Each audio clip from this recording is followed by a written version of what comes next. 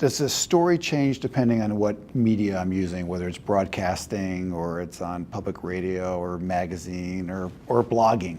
And I don't think so. The idea is the same, and the direction of the story and the reporting takes you in the same direction, but how you tell that story, that's where the big difference comes in. So if you're writing for a magazine and you've done your reporting and you have your story and your anecdote and where you're going, in a magazine story, a classic personal finance magazine story, there's going to be an important number in there, or a series of numbers. We've all written that paragraph where it's one number after another, but it really makes the point. And you read that paragraph and you go, I get it. Oh, that's a really big difference. That matters. Now, you take that paragraph, maybe you change the words a little bit to make it a little more colloquial, and you say that paragraph on public radio. Nobody will have a clue what you just said. They won't go, wow, now I understand.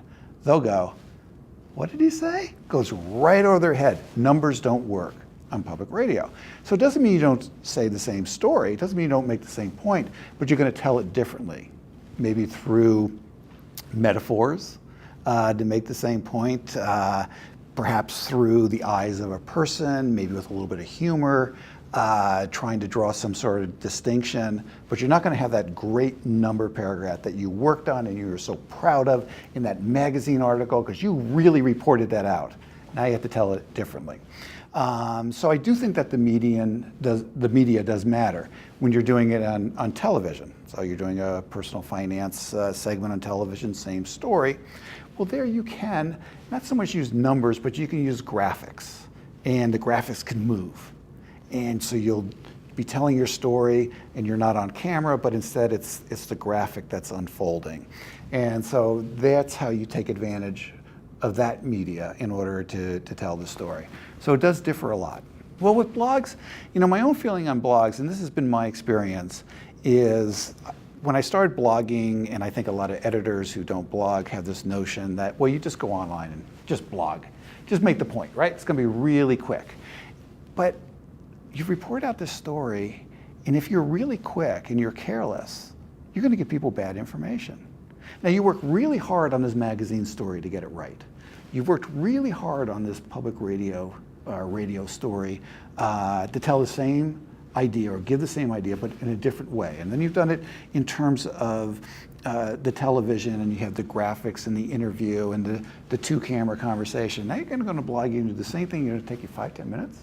It doesn't work that way. So you still have to develop a voice. It tends to be more conversational. Your sentences aren't as well crafted. You're a little bit breezier, you get to the point a lot faster, maybe not quite so worried about whether it's elegantly said or elegantly put together.